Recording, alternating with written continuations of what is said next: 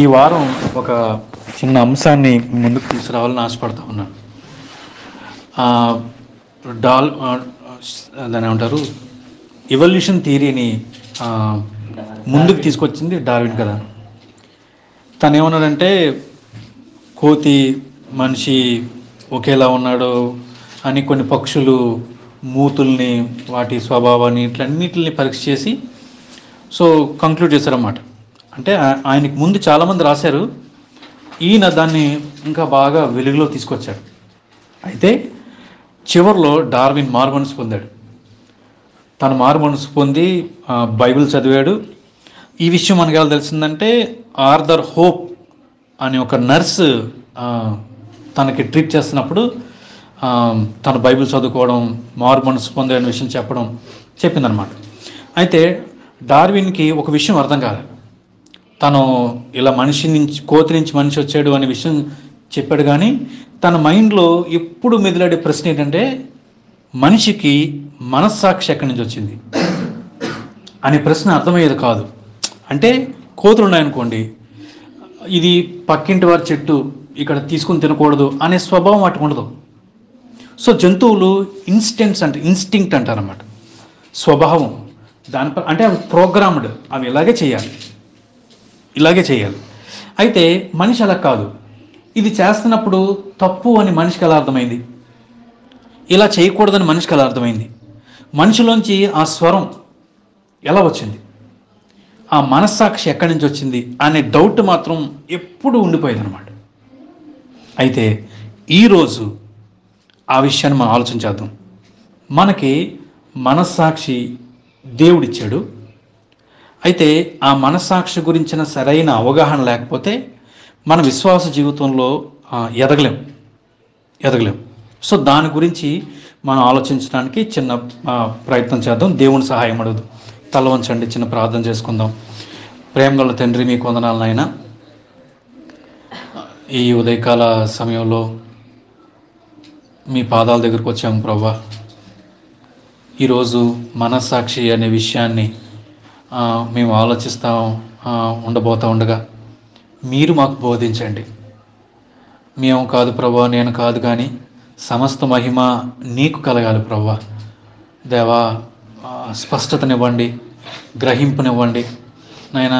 ఎటువంటి జీవితాన్ని మీరు కోరుకుంటున్నారు నాయన, మేము ఎటువంటి మనస్సాక్షిని కలిగి ఉండాలని మీరు కోరుకుంటున్నారు ప్రభువా, దాన్ని తెలుసుకొని దాని ప్రకారంగా జీవించడానికి మాకు కృప చూపించమని, మీరే మాకు బోధించమని, మీరు మాత్రమే మహిమ ఘనత ప్రభావాలు పొందుకోమని యేసుక్రీస్తు నామములో అడిగి వేడుకుంటున్నాం తండ్రి, ఆమేన్. అంటే జనరల్ తమ్ముడు, దేవుడేమో అనంతుడు కదా. ఆయన్ని అర్థం చేసుకోవడం ఏ మానవుడికి సాధ్యం కాదు. ఈవెన్ పరలోకానికి వెళ్ళిన తర్వాత కూడా దేవుడు ఎవరో మనకు పూర్తిగా అర్థం కాదు. ఎందుకంటే దేవుడికున్న జ్ఞానం, తెలివి, శక్తి ఎవరికి అర్థం కావు. అర్థమైతే ఏమవుద్ది, మనం దేవుని అయిపోతాం, ఆయనకి సమానం అయిపోతాం కదా. అది ఇప్పటికీ సాధ్యం అవ్వదు. అయితే దేవుడుకు తన గురించి తాను చెప్పుకుంటే కానీ మనిషి అర్థం చేసుకోలేడు. ఎందుకంటే మనిషి పాపి. ఇంకోటి ఏంటంటే మనిషి లిమిటెడ్, అంతా ఆలోచించలేడు.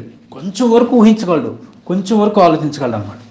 సో మనిషి, ఈ లిమిటెడ్ మనిషి అనంతమైన దేవుడిని అర్థం చేసుకోవడం వీలు పడదు. కాబట్టి దేవుడే తన గురించి తాను చెప్పుకోవాలి, అప్పుడే అర్థమవుతుంది. ఓకేనా.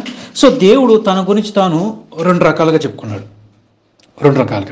దాన్ని ఇంగ్లీష్లో ఏమంటారంటే జనరల్ రెవల్యూషన్ అంటారు. రెవల్యూషన్ అంటే ఏంటి? రెవల్యూషన్ అంటే ఉదాహరణకి చెప్తాను చూడండి. ఇప్పుడు నా గుప్పిట్లు ఏమవుతాం తమ్ముడు? ఇప్పుడు దీన్ని రెవల్యూషన్ అంటారు అన్నమాట. చెప్పుకోవడం, తెలియజేసుకోవడం. ఓకేనా. సో దేవుడు రెండు రకాలుగా, ఒకటి జనరల్ అన్నమాట. ఇది భూలోకంలో మానవులందరికీ దేవుడు ఇచ్చిన రెవల్యూషన్. ఓకేనా. దేని ద్వారాగా అంటే ఈ సృష్టిని ఆలోచిస్తే తెలుస్తుంది. ఈ సృష్టిని ఆలోచిస్తే ఓహో ఇంతలా ఉందంటే ఖచ్చితంగా దీని వెనకాల ఎవరు ఉన్నారు అనే అవగాహన వస్తుంది అనమాట. ఓకేనా. రెండోది మనస్సాక్షి. దీని దగ్గరికి వద్దాం. సరే, రెండోనే చెప్పాను కదా. జనరల్ రెవల్యూషన్లో సృష్టిని ఆలోచించాలి, మనస్సాక్షి. ఇంకోటి స్పెసిఫిక్ రెవల్యూషన్ అంటారు దాన్ని. ఇది అందరికీ కాదు, సువార్త ఎవరైతే నమ్మారో వారికి మాత్రమే. ఈ స్పెసిఫిక్ రెవల్యూషన్లో మళ్ళీ రెండు ఉన్నాయి. ఏంటంటే ఒకటి బైబిల్, రెండు యేసుప్రభు. అర్థమైనప్పుడు general revelation, specific revelation. General రెవల్యూషన్లో రెండు, ఒకటి సృష్టిని ఆలోచించాలి, రెండు మన మనస్సాక్షి చెప్తుంది. రెండోది స్పెసిఫిక్ రెవల్యూషన్, ఇందులో రెండు ఉన్నాయి, బైబిల్, యేసుప్రభు వారు. ఓకేనా? సో దేవుడు తన గురించి తాను చెప్పుకోవడానికి మానవునికి ఇచ్చిన అవకాశాలు. జనరల్ రెవల్యూషన్లో ఈ సృష్టిని ఆలోచించామనుకోండి ఖచ్చితంగా అర్థమైపోతుంది కదా. ఉదాహరణకి మన ఊరోడు తమ్ముడు గవర్నమెంట్ స్కూల్లో చదువుకున్న వ్యక్తి ఇలాంటి ఫోన్ తయారు చేశారు అనుకోండి, ఆ వ్యక్తి పరిచయం లేకపోయినా తెలివైనని చెప్పచ్చా? దీన్ని బట్టి దీన్ని ఆలోచించడానికి ఫోన్ తయారు చేసిన ఎంత జ్ఞానం వాడికి, ఆయన ఎక్కడ నేర్చుకున్నాడు? అలాగే ఈ సృష్టిని ఆలోచిస్తే దేవుని యొక్క లక్షణాలు అర్థమవుతాయని రోమాపత్రిక మొదటి అధ్యాయంలో ఉంటుంది. రెండోది మనస్సాక్షి అనమాట. అంటే దాన్ని సింపుల్గా ఏం చెప్పచ్చు అంటే దేవుని యొక్క నీతి నియమాలు మనుషులో పెట్టాడు. దేవుని యొక్క నీతి నియమాలు మనుషులో పెట్టాడు. ఓకేనా? సో దాని గురించి మనం ఈరోజు ఆలోచించడానికి ప్రయత్నం చేద్దాం. ఉదాహరణ తమ్ముడు నేను కొన్ని మాటలు చెప్తాను. మనస్సాక్షి ఏం చేస్తుంది? ఓకేనా? మనస్సాక్షి ఏం చేస్తుంది అంటే మన ఆలోచనల్ని, కోరికల్ని అంచనా వేస్తుంది అనమాట. మన ఆలోచనల్ని, కోరికల్ని అంచనా వేసి ఏది సరైంది అంటే ఏది రైట్, ఏది రాంగ్, ఏది గుడ్, ఏది బెస్ట్ అనే తేడాని తెలియజేసే ఎబిలిటీ మనస్సాక్షి మనకి ఇస్తుంది అనమాట. ఓకే తమ్ముడు? అర్థం చేసుకునే ఎబిలిటీ మనస్సాక్షి మనకిస్తుంది. ఓకేనా? అయితే దీన్ని ఒక భక్తులు ఇలా పోల్చడం అన్నమాట. ఏమని పోల్చారంటే మనస్సాక్షి అంట ఒక మనకు ఇదివరకు అలారమ్స్ ఉండే కదా, చిన్న గడియారం ఉండి కీ ఇచ్చుకునే అలారమ్స్ ఉండే కదా, మనస్సాక్షిని దాంతో పోల్చడం అన్నమాట. ఎలా పోల్చారంటే ఇప్పుడు 4 గంటలకు అలారం పెట్టుకున్నాను అనుకోండి, క్లాక్ ఏం చేస్తుంది? 4 o'clockకి ఖచ్చితంగా మోగుద్ది అనమాట. అవునా? అంతవరకు సైలెంట్గా ఉంటుంది, కానీ నువ్వు పెట్టిన టైంకి మాత్రం ఖచ్చితంగా మోగుద్ది. మనస్సాక్షి కూడా అలాగే పనిచేస్తుందంట. అంటే నువ్వు మంచి చేస్తున్నప్పుడు చాలా హ్యాపీగా సంతోషంగా ఉంటుందంట, కానీ చెడు చేయాలనే ఆలోచన వచ్చి చెడు చూస్తున్నప్పుడు, మాట్లాడుతున్నప్పుడు, చెడు పనుల గురించి చేస్తున్నప్పుడు వెంటనే మోగుద్దంట అలారం. నువ్వు తప్పు చేస్తున్నావు, ఒక భయం, ఒక ఆలోచన నీ లోపలికి తీసుకొస్తుందంట. సో మనస్సాక్షిని అలా పోల్చడం అంట భక్తుడు. అయితే విషయం ఏంటంటే పాపాన్ని బట్టి మనస్సాక్షి పనితీరు కూడా మారిపోయింది. మానవుని చేసుకున్న పాపాన్ని బట్టి మానవుని అంతరంగంలో దేవుని నీతి నియమాల గురించి చెప్పే మనస్సాక్షి ఒక పనితీరు కూడా గలిబిలైపోయింది అనమాట. గలిబిలైపోయింది. ఓకేనా? బైబిల్లో కొన్ని మనస్సాక్షుల గురించి ఇచ్చారు, వాటి గురించి మనం ఆలోచించడానికి ప్రయత్నం చేద్దాం. చూడండి తమ్ముడు, తీతు పత్రిక, బైబిల్ కావాలంటే నా దగ్గర ఉందా, మొబైల్స్లో చూసినా పర్వాలేదు, ఉందా? తీతు పత్రిక మొదటి అధ్యాయం,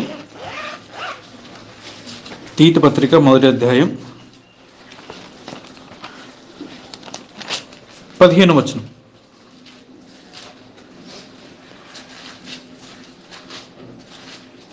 పవిత్రులకు అన్ని పవిత్రం లేదని అపవిత్రులకు, అవిశ్వాసులకు ఏది పవిత్రమైనది కాదు. వారి మనసును, వారి మనస్సాక్షులు అపవిత్రపరచబడి ఉన్నవి. ఇక్కడ పౌలు గారు తీతు గారికి చెప్తే ఉన్నారంటే పవిత్రులకు అన్ని పవిత్రంగానే, అపవిత్రులకు, అవిశ్వాసులకు ఏది పవిత్రం కాదు అని చెప్పి వారి మనసు, వారి మనస్సాక్షి ఏమైందంట? అపవిత్రపరచబడిందంట. సో ఫస్ట్ మనస్సాక్షి గురించి ఏం తెచ్చుకోబోతున్నామంటే అపవిత్రమైన మనస్సాక్షి. ఓకే తమ్ముడు, చాలా జాగ్రత్తగా. అపవిత్రమైన మనస్సాక్షి గురించి మనకు అర్థం కావాలంటే ఒక చిన్న ఉదాహరణ చెప్తాను. ఇప్పుడు ఒక యంగ్ మ్యాన్ ఉన్నాడు అనుకోండి, కాలేజ్ స్టూడెంట్ ఉన్నాడు. ఆ కాలేజ్ స్టూడెంట్స్కు రోజు వెళ్తున్నప్పుడు వాళ్ళ ఫ్రెండ్స్ ఏం చేస్తారంటే సిగరెట్ లేదా డ్రగ్స్ తీసుకొచ్చారు వాడి దగ్గర తీసుకొచ్చి తీసుకురా బాగుంటుంది అన్నారు. అంటే వద్దురా అన్నారు అనమాట. అయితే ఫ్రెండ్ బలవంతం చేశాడు. బలవంతం చేసినప్పుడు తీసుకుందామని చేయేశాడు. వెంటనే లోపల ఒక లాంటి భయం. ఏం భయం అంటే, ఇది మంచిది కాదు కదా, చేయకూడదు కదా, మమ్మీ డాడీ తెలిసి బాధపడతారు లేదా కోపడతారు, నేను తప్పు చేస్తున్నానేమో అని భయం ఉంటుంది. కానీ ఫ్రెండ్స్ ఫోర్స్ని బట్టి నో చెప్పడానికి మొహమాటం వేసి మనోడు ఏం చేస్తాడంటే తీసుకున్నాడు. ఓకేనా, తీసుకున్నాడు. చాలా జాగ్రత్తగానండి.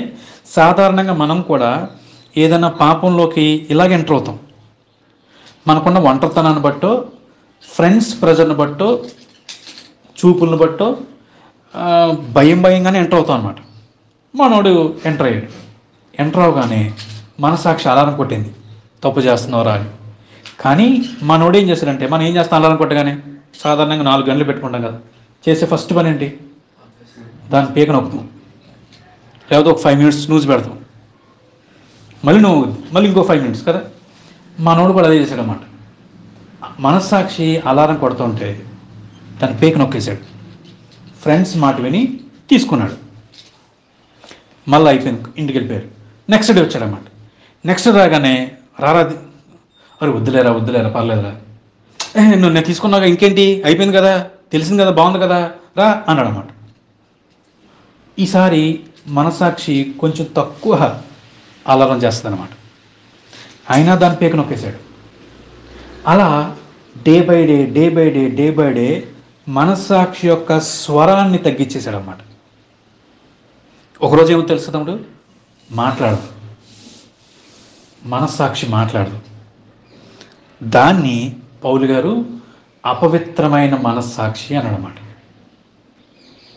అపవిత్రమైన మనస్సాక్షి ఉందనుకోండి, తప్పుడు పనుల్ని సమర్థిస్తుంది అన్నమాట. అపవిత్రమైన మనస్సాక్షి. ఓకేనా తమ్ముడు, అపవిత్రమైన మనస్సాక్షి అనమాట. సో ఇలా చేయడం వల్ల మనస్సాక్షి స్వరం ఆగిపోద్ది, వినపడదు, ఇంకా మనకి వినపడదు. సరే, ఒకవేళ ఇదే మనస్సాక్షిని ఇదే పనిని ఇంకా కొనసాగించాడు అనుకోండి, ఆ పట్ల ఇంకా కొనసాగించాడు అనుకోండి, ఏమవుతుంది తెలుసా తమ్ముడు, మనస్సాక్షి పని ఏమవుతుంది తెలుసా? చూడండి ఒకసారి, 1 తిమోతి తీయండి, ఇటు పక్కన ఉంటుంది, 4:3.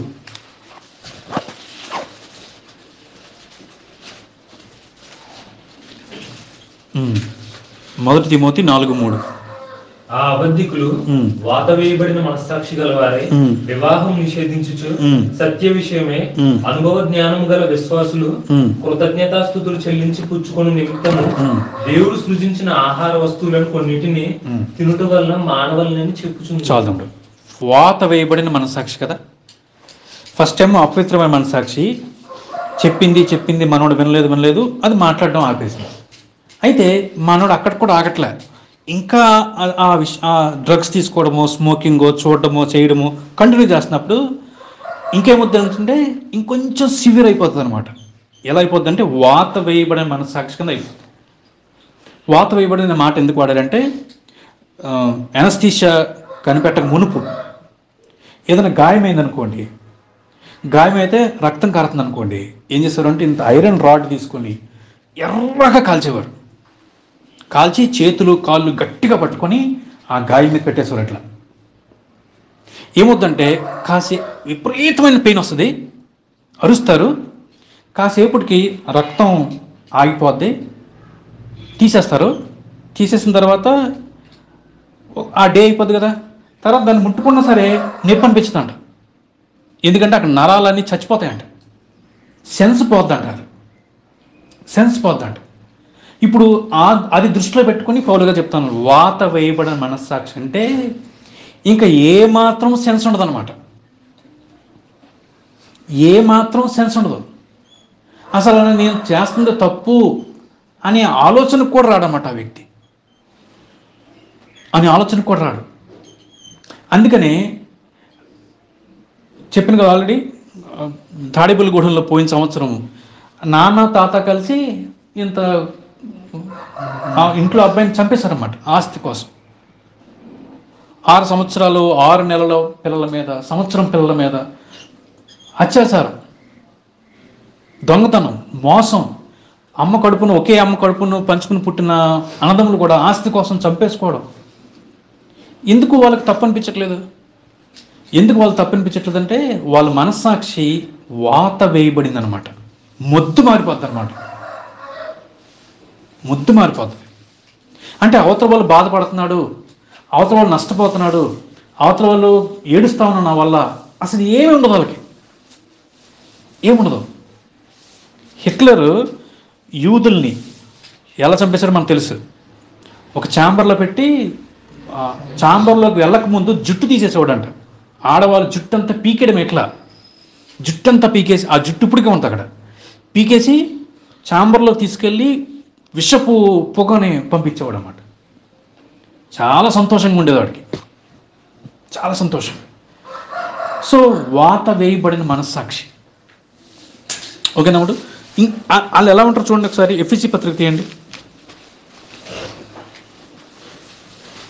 ఎఫ్ఎస్సి పత్రిక 4వ అధ్యాయం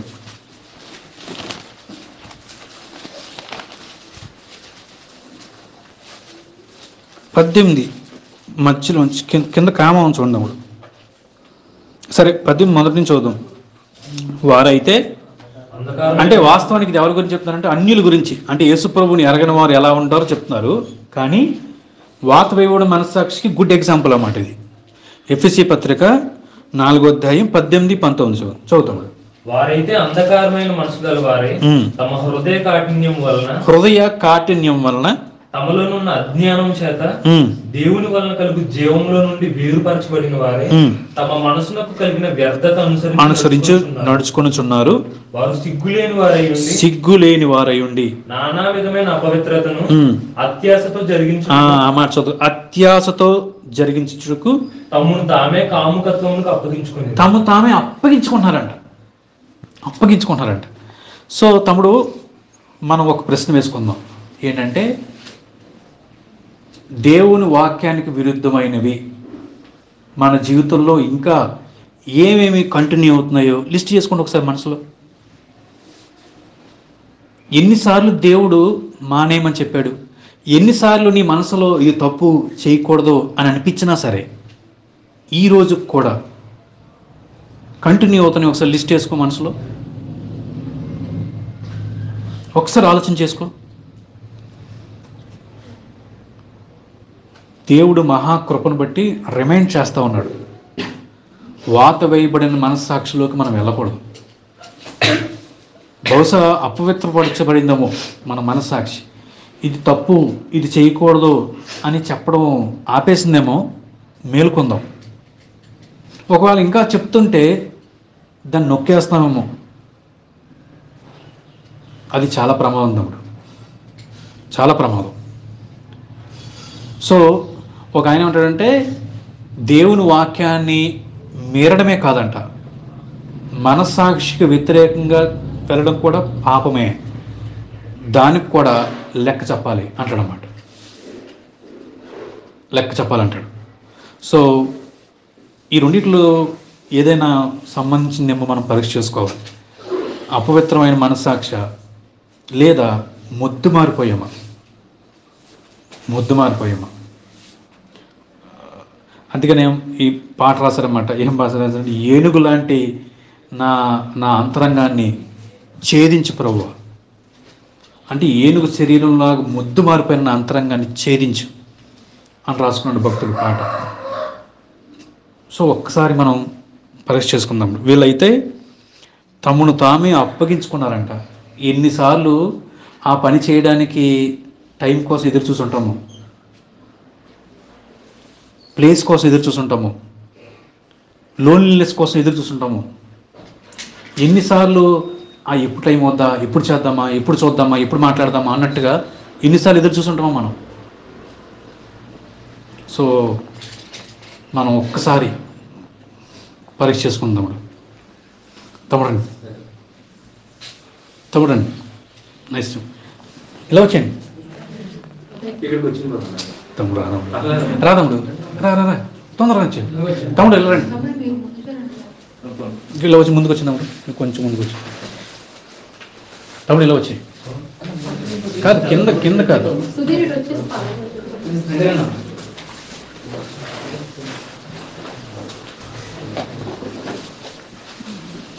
ఓకే తమ్ముడు. సో మనం ఆలోచన చేసుకోవాలి. సో అపవిత్రమైన మనస్సాక్ష, వాత వేయబడిన మనస్సాక్ష. ఓకే తమ్ముడు, మనం పరీక్ష చేసుకోవాలి. అందుకనే ఒకసారి లిస్ట్ చేసుకుందాం. మన మైండ్లో ఏం లిస్ట్ చేసుకుందామంటే దేని గురించి మనం ఆత్రపడతా ఉన్నాం. అవి వాక్య విరుద్ధం అని తెలిసినా సరే, దేవుని విరుద్ధం అని తెలిసినా సరే, ఎన్నిసార్లు చేయడానికి ప్రయత్నం చేస్తూ ఉన్నాం టిల్ డేట్ వరకు. ఓకే తమ్ముడు. అయితే మరి మనకు మంచి మనస్సాక్షి ఎలా వస్తుంది? మంచి మనస్సాక్షి ఎలా వస్తుంది? ఇంకోటి, ఒకవేళ వాత వేయబడిన మనస్సాక్షి ఆగిపోకుండా ఇంకా కంటిన్యూ అవుతున్నాం అనుకోండి, భయంకరమైన సిచ్యువేషన్ ఏంటంటే, రోమపత్రిక తీయండి ఒకసారి. రోమపత్రిక మొబైల్స్ ఉంటే లేకపోతే బైబిల్ ఉంది.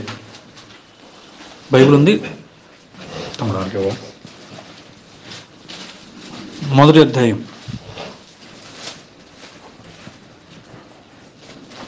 సో మనం ఏం చూసినప్పుడు ఫస్ట్ది అపవిత్రమైన మనస్సాక్షి అంటే తప్పు అని చెప్తుంది. దాన్ని పీక నొక్కేమనుకోండి ఏమవుతుంది? కొన్ని రోజులకి తప్పు అని చెప్పడం ఆగిపోద్ది. రెండోది, ఇంకా కంటిన్యూ అవుతే మనస్సాక్షి వాత వేయబడుతుంది, అసలు సెన్స్ ముద్దు మారిపోతుంది. ఇంకా కంటిన్యూ అయ్యామనుకోండి, రోమపత్రిక మొదటి అధ్యాయం 28 నుంచి 32 వరకు.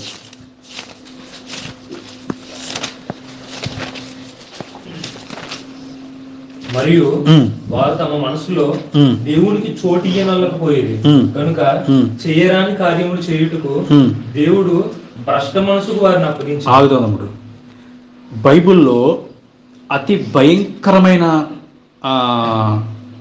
దాన్ని ఏమంటారు, శాపం, అతి భయంకరమైన శాపం ఏంటి తెలుసా తమ్ముడు? ఏంటంటే ఇది ఎవరికో కానీ జరగదు అది, కానీ మనకు జరగదా అనడానికి వీల్లేదు, మనకు కూడా జరగచ్చు. ఏంటో చెప్పమంటారా? భయంకరమైన శాపం ఏంటంటే దేవుడు పట్టించుకోవడం మానేడు. అది జరుగుద్ది. అదేంటన్నా, దేవుడు ప్రేమ గలవాడు కదా, దేవుడు పట్టించుకుంటాడు కదా, దేవుడు ఎప్పుడు దయగలవాడు కదా. ఎస్, కరెక్టే.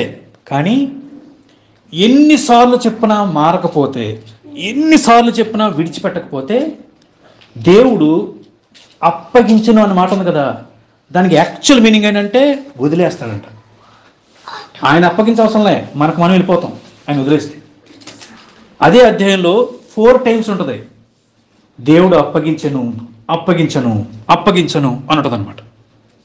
ఇంకా ఫైనల్ స్టేజ్ ఏంటంటే భ్రష్ట మనసుకి అప్పగించను. భ్రష్ట మనసు అంటే అర్థం తెలుసుకున్నప్పుడు, భ్రష్ట మనసు అంటే అర్థం ఏంటంటే ఇంకా దేవుడు కూడా మార్చడానికి ప్రయత్నం చేయడం అనమాట. ఇంకా లో అనమాట. ఇంకా నువ్వు మీ ఫ్రెండ్స్ని బట్టో ఎవరిని బట్టో చేసావు, మనస్సాక్షి గద్దించడం మానేసింది, ఇంకా కంటిన్యూ అయ్యో, మనస్సాక్షి ముద్దు మారిపోయింది. ఓకేనా? ఇంకా కంటిన్యూ అయ్యావు అనుకో తమ్ముడు, ఎంత చెప్పినా మారట్లేదు అనుకోండి, ఫైనల్ స్టేజ్ ఏంటంటే భ్రష్ట మనసు అనమాట. ఇక ఇక్కడి నుంచి నేను ఎవడు మార్చలేడు, చచ్చిపోవడం అంతే. ఇంకా అంతే. ఇక్కడ చాలామందికి డిస్కషన్ అనమాట. అంటే ఇక్కడికి వచ్చిన తర్వాత వ్యక్తి ఒకవేళ నమ్ముకున్నాడు దేవుణ్ణి, ఈ స్టేజ్కి వచ్చిన తర్వాత వ్యక్తి చచ్చిపోతే పరలోకానికి వెళ్తారా నరకానికి వెళ్తారా ఎవరికి క్లారిటీ లేదు. కానీ ఫైనల్ స్టేజ్ అనమాట. ఇంక భ్రష్ట మనసుకి వెళ్ళిపోతే దేవుడు పట్టించుకోవడం వదిలేస్తాడు. మళ్ళీ ఒకసారి చదువుతాం తమ్ముడు, 28వ వచనం చదవండి. మరియు వారు తమ మనసులో దేవుడికి చోటు ఇయ్యనొల్లకపోయేది కనుక చేయరాని కార్యములు చేయుటకు దేవుడు భ్రష్ట మనసుకు వారిని అప్పగించాడు. అట్టి వారు సమస్తమైన దుర్నీతి చేతను, దుష్టత్వము చేతను, లోభము చేతను, ఈర్ష్య చేతను నిండుకొని మత్సరము, నరహత్య, కలహము, కపటము, వైరమని వాటితో నిండిన వారే కొండెగాండ్రును, అపవాదకులను, దేవద్వేషులను, హింసకులను, అహంకారులను, బెంకములాడువారును, చెడ్డవాటిని కల్పించువారును, తల్లిదండ్రులకు అవిధేయులను, అవివేకులను, మాట తప్పు వారును, అనురాగ రహితులను, నిర్దయులునైరి. ఇట్టి కార్యములను అభ్యసించువారు మరణమునకు తగిన వారు అను దేవుని న్యాయ విధిని వారు బాగుగా ఎరిగి ఉండి వాటిని చేయుచున్నారు. ఇది మాత్రమే కాక వాటిని అభ్యసించు వారితో సంతోషంగా సమ్మతించుచున్నారు. భ్రష్ట మనసుకు వచ్చేవాడుకి తెలుసువాడికి, కానీ అంతే, ఇంకా ఫైనల్ అన్నమాట. ఇంకా ఇంకోటి నష్టమే తెలుసా, అలాంటి వాడు వేరే వాడిని కూడా పాడు చేస్తాడంట, వేరే వాడిని కూడా డిస్టర్బ్ చేస్తాడంట, పాడు చేస్తాడంట. ఓకే తమ్ముడు? సో చాలా జాగ్రత్తగా ఉండాలి, చాలా జాగ్రత్తగా ఉండాలి. సో ఇంతవరకు, ఈ రోజు వరకు దేవుని వాక్య విరుద్ధంగా చేస్తున్నవి ఏంటో ఒకసారి ఆలోచించి వదిలేయాలి, విడిచిపెట్టాలి. అయితే మంచి మనస్సాక్షి ఎలా వస్తుంది? నేను తప్పు చేసినప్పుడు నన్ను హెచ్చరించే మనస్సాక్షి మనకి ఎలా వస్తుంది అనేది మనం చూసి మనం ముగించుకుందాం. అయితే మంచి మనస్సాక్షి మనకి ఎందుకో తెలుసా తమ్ముడు? మనకి ఎందుకు కావాలంటే ఒకసారి 1 తిమోతి 1వ అధ్యాయం 5వ వచనం చదువుతాడు. 1 తిమోతి 1వ అధ్యాయం 5వ వచనం. ఉపదేశ సారమేదనగా, ఓకే తమ్ముడు చదువు. ఉపదేశ సారమేదనగా పవిత్ర హృదయం నుండి, మంచి మనస్సాక్షి నుండి, నిష్కపటమైన విశ్వాసము నుండి కలుగు ప్రేమే. ఫస్ట్ మంచి మనస్సాక్షి ఎందుకు కావాలంటే నిజంగా ప్రేమించడానికి. ఎవరినైనా ఒక వ్యక్తిని యథార్థంగా ప్రేమించాలంటే కావాల్సింది ఏం తెలుసుకున్నాడు? మంచి మనస్సాక్షి. మంచి మనస్సాక్షి లేకుండా మిగతా అది ఏం చేసినా సరే అది ప్రేమ కాదు, స్వార్థంతో అవసరం కోసం చేసే పనులు అనమాట అవన్నీ. కానీ నిజంగా మంచి మనస్సాక్షి ఉన్నవాడే నిజమైన ప్రేమ అనేది బైబిల్ చెప్తా ఉంది. ఓకేనా? మంచి మనస్సాక్షి ప్రేమించడానికి కావాలి. రెండోది 1 పేతురు 3:15. 1 పేతురు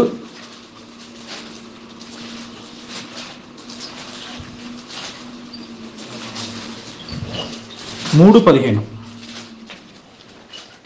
చదువుతాం. నిర్మలమైన మనస్సాక్షి కలిగిన వారే మీలో ఉన్న నిరీక్షణను గూర్చి మిమ్మును హేతు అడుగు ప్రతివానికి సాత్వికంతోను భయముతోను సమాధానం చెప్పుటకు ఎల్లప్పుడూ సిద్ధముగా ఉండి. అంటే వేరే వాళ్ళకి సాక్ష్యం చెప్పడానికి కూడా మంచి మనస్సాక్షి కావాలి. మంచి మనస్సాక్షి లేదనుకోండి, ఎందుకంటే నేను నా జీవితంలో చాలా అనుభవించాను. ఎందుకంటే రక్షించబడిన తర్వాత మళ్ళా పాపాన్ని కంటిన్యూ చేసేవాడిని. కానీ మా ఫ్రెండ్స్కి ధైర్యంగా సువార్త చెప్పడానికి భయం వేసేది అనమాట. ఎందుకు? ఏమని చెప్తాం? నేను కూడా అదే కంటిన్యూ చేస్తున్నాను కదా, యేసు ప్రభువు కాపాడుతాను, ఎలా చెప్తాను నేను? సో మంచి మనస్సాక్షి ఉంటే అప్పుడు కరెక్ట్గా సాక్ష్యం చెప్పాలి. సో ప్రేమించడానికి మంచి మనస్సాక్షి కావాలి, సాక్ష్యం చెప్పడానికి మంచి మనస్సాక్షి కావాలి. అయితే ఎలా వస్తుంది? అది చాలా ఇంపార్టెంట్. మంచి మనస్సాక్షి ఎలా వస్తుంది, వచ్చిందని ఎలా కాపాడుకోవాలి. ఓకేనా? అది చూసి మనం క్లోజ్ చేసుకుందాం. ఫస్ట్ మంచి మనస్సాక్షి ఎలా వస్తుంది అంటే చూద్దాం. ఉదాహరణకి ఇప్పుడు నాది అపవిత్రమైందో లేకపోతే దాన్ని ఏమంటారు, ఇంకోటి ఏంటంటే మొద్దు మారిపోయింది తమ్ముడు, వాత వేయబడిన మనస్సాక్షి అయిందనుకోండి, భ్రష్టమైన మనసు ఇంకేం చేయలేడు, ఇంకంతే. దాని మనం ఆ స్టేజ్కి వెళ్ళదు. కాబట్టి ఈ రెండిట్ల గురించి ఆలోచిద్దాం.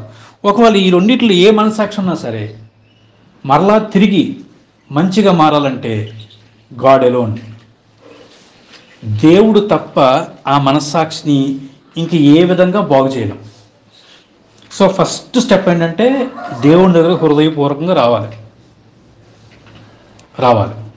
వస్తేనే ఫస్ట్ ఆయన మన మనస్సాక్షిని రెన్యూ చేస్తాడు. ఓకేనా? రెన్యూ చేస్తాడు. నెక్స్ట్ ఏం చేయాలంటే కీర్తన తీయడంలో కీర్తన 119:11 కీర్తన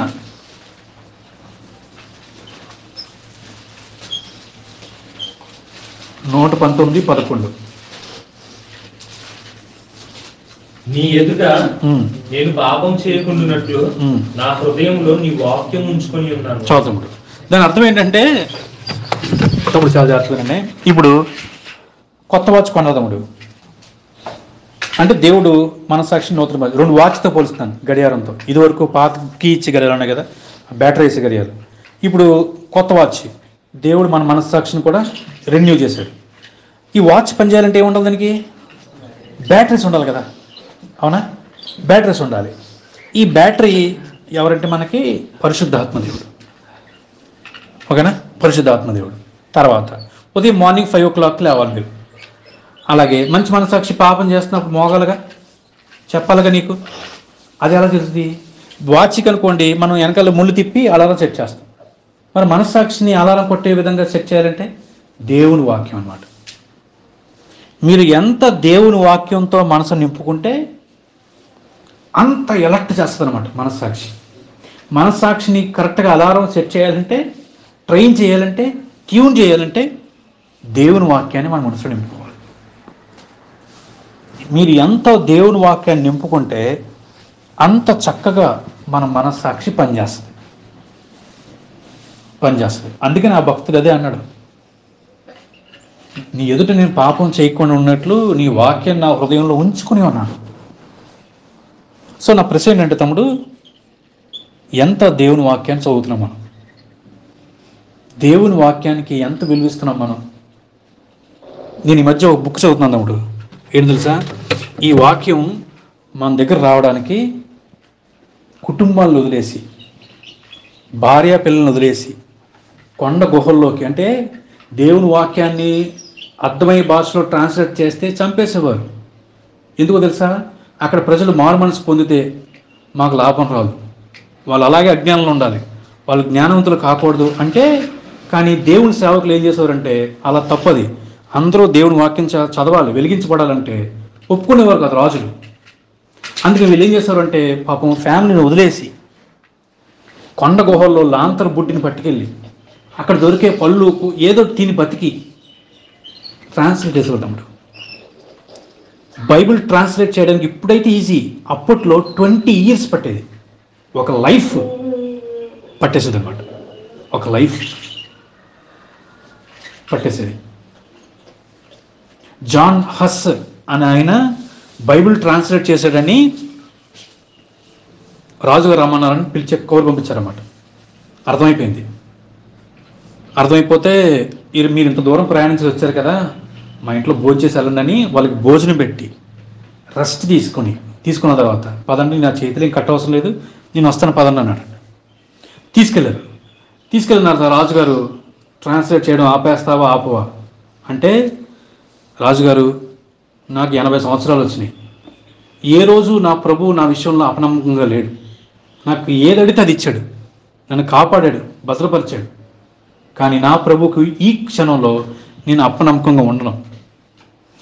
ఇంకా కోపం వచ్చి అక్కడ కొయ్యి కట్టి చుట్టూ గడ్డేసి, ఎండి గడ్డేసి చేతులు కట్టేశారన్నమాట. చేతులు కట్టవసరం లేదు రాజుగారు, ఆయన చేతులు కట్టించుకోలే, ఆయనే చేతుల్లో వెనక్కి పెట్టుకొని వెలిగిస్తే పాట పాడుతూ చివరికి ఒక ప్రార్థన చేసి చచ్చిపోయాడు. దేవా రాజు కళ్ళు తెరువు దేవా, చచ్చిపోయాడు. కరెక్ట్గా 100 సంవత్సరాలకి కింగ్ జేమ్స్ అని ఒక రాజు వచ్చాడు. బైబిల్ ట్రాన్స్లేట్ చేయండి మనకి కింగ్ జేమ్స్ వర్షన్ బైబిల్ వచ్చింది. సో ఈ బైబిల్ ట్రాన్స్లేట్ చేయడానికి వెనకాల చాలామంది రక్తాన్ని కార్చేతప్పుడు, చాలామంది కుటుంబాలు నష్టపోయారు. ఈ వాక్యం ఎంతగా మన మైండ్లోకి ఎక్కితే మన మనస్సాక్షి అంత నిర్మలంగా పనిచేస్తుంది. ఓకేనా? సో మనస్సాక్షి మరలా రెన్యూ అవ్వాలంటే 2, 1 దేవుడి దగ్గర రావాలి, 2 వాక్యం మనలో నింపుకోవాలి. ఇప్పుడు ఇది డైలీ ఎలా కాపాడుకోవాలి ఆ ఒక్కటి చూసి మనం ముగించుకుందాం. ఒకసారి 1 యోహాను పత్రిక తీయండి. 1 యోహాను పత్రిక 1వ అధ్యాయం, యోహాను రాసిన 1వ పత్రిక 1వ అధ్యాయం 5వ వచనం నుంచి 9వ వచనం వరకు. మేము ఆయన వలన విని మీకు ప్రకటించు వర్తమానం ఏమనగా, దేవుడు వెలుగై ఉన్నాడు, ఆయన యందు చీకటి ఎంత మాత్రమును లేదు, ఆయనతో కూడా సహవాసం గలవారమని చెప్పుకొని చీకటిలో నడిచిన ఎడల మనం అబద్ధమాడుచు సత్యమును జరిగింపకుందుము. అయితే ఆయన వెలుగులోనున్న ప్రకారము మనమును వెలుగులో నడిచిన ఎడల మనము అన్యోన్య సహవాసం గలవారమై ఉందుము. అప్పుడు ఆయన కుమారుడైన యేసు రక్తము ప్రతి పాపము నుండి మనలను పవిత్రులనుగా చేయును. మనము పాపం లేని వారమని చెప్పుకుని ఎడల మనలను మనమే మోసపుచ్చుకుందాము, మరియు మనలో సత్యం ఉండదు. మన పాపములను మనం ఒప్పుకుని ఎడల ఆయన నమ్మదగిన వాడును నీతిమంతుడును కనుక ఆయన మన పాపములను క్షమించి సమస్త దుర్నీతి నుండి మనలను పవిత్రులనుగా చేయును. ఆగుదమ్ముడు. ఇప్పుడు ఒక్కసారి మళ్ళా అపవిత్రమైన మనస్సాక్షి, వాతవేయ మనస్సాక్షి, భ్రష్ట మనస్సాక్షి కదా. అయితే రెన్యూ అవ్వాలంటే మళ్ళీ దేవుని దగ్గర రావాలి, వాక్యం చదువుకోవాలి. ఇప్పుడు దీన్ని కాపాడుకోవాలనుకున్నప్పుడు మంచి మనస్సాక్షిని కాపాడుకోవాలనుకోండి, ఏంటి తెలుసా, గుర్తుపెట్టుకోండి. మంచి మనస్సాక్షి ఉండడం అంటే ఏ పాపము లేకుండా ఉండడం కాదు. ఈ భూమి మీద ఎవడు పాపం లేకుండా ఉండలేడు. షూర్, 100% ఏ వ్యక్తి పాపం లేకుండా ఈ భూమి మీద జీవించలేడు. అంటే సాయన్న పాపం చేసినా పర్లేదు అన్నాడు అనుకోవద్దు. జీవించలేడు. అయితే అది మనం లక్ష్యం, అది నేను అలా జీవించాలి అని ఉంటుంది, కానీ జీవించలేం మనం. అయితే మంచి మనస్సాక్షి కలిగి ఉన్నటువంటి అర్థం ఏంటంటే తమ్ముడు, ఇక్కడ దేవుడేమో వెలుగు ఉన్నాడు అన్నారు, ఓకేనా. మనం వెలుగులు నడిచామనుకోండి, అన్యోన్య సహవాసం ఉంటుందంట. అన్యోన్య సహవాసం ఉంది. ఇప్పుడు వెలుగులో మనం అందరం ఒక ఫ్యామిలీ కదా తమ్ముడు. ఇప్పుడు చాలా జాగ్రత్తగానండి. ఉదాహరణకి మనం ఒక ఫ్యామిలీ, ఇట్లా డేవిడ్ అని చెప్పాను, ఎందుకంటే మనందరం లైటింగ్లో ఉన్నాం కాబట్టి, ఓకేనా. డేవిడ్ కొంచెం నీ షర్ట్ పాడేని చూడు అని చెప్పగలను. ఎప్పుడు? వెలుగులో ఉన్నప్పుడే. 2 నాకు తెలిసినవాడు అయితేనే ఇంకా చెప్పగలనా? అవునా? అదే అంటున్నాడు అన్నమాట దేవుడు ఏమన్నాడంటే వెలుగులో నడవాలి. దేవుడు వెలుగే ఉన్నాడు. వెలుగులో నడిస్తే మనకి ఫెలోషిప్ ఉంటుంది, అన్యోన్య సహవాసం ఉంటుంది. అప్పుడు తమ్ముడు కొంచెం మురుకుని చూడు, సాయం నువ్వు తప్పు చేస్తున్నావు చూడు, తమ్ముడు నువ్వు పాపం సరి చేసుకో, అలా ఉండకూడదు అని చెప్పగలను అనమాట. వెలుగులు నడిస్తే మన మురికేంటో మన మరకలేంటో కనిపిస్తాయి. ఇప్పుడు మంచి మనస్సాక్షి కలిగి ఉండడం అంటే ఇది ప్రతిరోజు జరగడమే. ప్రతిరోజు వెలుగులో నడుచుకుంటూ ఉన్నప్పుడు మనలో ఉన్న పాపం కనిపించినప్పుడు దాన్ని కడుక్కుంటూ ఉండాలి. యేసు రక్తం ప్రతి పాపం నుండి మనల్ని కడిగేస్తుంది. ఇలా ప్రతిరోజు ఆయన సన్నిధిలో మన పాపాన్ని, ఒకవేళ పాపం చేసాం వెంటనే ఒప్పుకొని, ప్రభువా క్షమించు ప్రభువా, తప్పుడు ఆలోచనలు వచ్చినాయి, తప్పుడు చూపులు చూసాం, ఒక స్త్రీనో లేకపోతే వాల్ పోస్ట్నో ఎవరినో, వెంటనే ప్రభువా సారీ ప్రభువా క్షమించండి. అలా ఎప్పటికప్పుడు ఒప్పుకుని కడిగి విడిచిపెట్టేసాం అనుకోండి, అది మంచి మనస్సాక్షి కలిగి ఉండడం అంటే. ఇది ఎప్పటికప్పుడు జరుగుతూ ఉంటే అప్పుడు మన మనస్సాక్షి బలంగా పనిచేస్తుంది. కానీ గుర్తుపెట్టుకోసం మాట్లాడుతుంది చివరిగా, మనస్సాక్షి ఎప్పుడు పాపం చేయకుండా నీ చేయి పట్టుకోదు, అడ్డు పెట్టదు. డెసిషన్ నీదే. కానీ మంచి మనస్సాక్షి పాపం చేసిన తర్వాత నిన్ను నిద్రపోనివ్వదు, ఒప్పుకునేదాకా ఊరుకోదు అనమాట. తాను దేవుడి దగ్గర క్షమాపణ అడిగిన దాకా ఊరుకోదు. మంచి మనస్సాక్షి యొక్క గుడ్ నేచర్ అది. చివరికి 2 వచనాలు చూసి ముగించుకుందాం. పౌలు గారి సాక్ష్యం అనమాట. ఏమంటారంటే అపోస్తల కార్యాల గ్రంథం తీద్దాం ఒకసారి.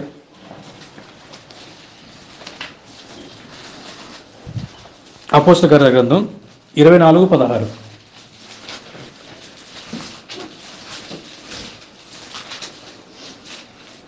ఈ విధమున నేనును దేవుని ఎడలను మనుషుల ఎడలను ఎల్లప్పుడూ నా మనస్సాక్షి నిర్దోషమైనదిగా ఉండునట్లు అభ్యాసం చేసుకుంటాను. అభ్యాసం అంటే తమ్ముడు ఎక్సర్సైజ్ అనమాట, ప్రాక్టీస్. పౌలు గారు కూడా ప్రాక్టీస్ చేస్తున్నాడు. ఎందుకని? పౌలు గారు ఏమీ దేవదూత కాదు కదా, ఆయనలో కూడా పాపం ఉంది, పాపం చేసే అవకాశం ఉంది, చేసాడేమో తెలీదు. అందుకే నేను అంత భ్రష్టుని అన్నాడు, అంటే నేను అంత నీచుని అన్నాడు. కానీ ఆయన కూడా డైలీ ఎప్పటికప్పుడు ప్రభా క్షమించిన, ఆయన తప్పుడు ఆలోచన వచ్చినటువంటి ప్రభా క్షమించు ప్రభా అని ఇప్పటికప్పుడు దాన్ని ప్రాక్టీస్ చేసేవాడు అనమాట. అదే 23:1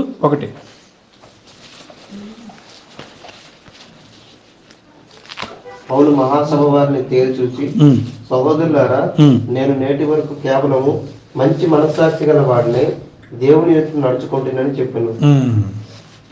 నేటి వరకు నేటి వరకు మంచి మనస్సాక్షి గలవాడిని దేవుని ఎదుట నడుచుకుంటాడంట. మనం కూడా అలాంటి జీవితాలు జీవించవద్దు.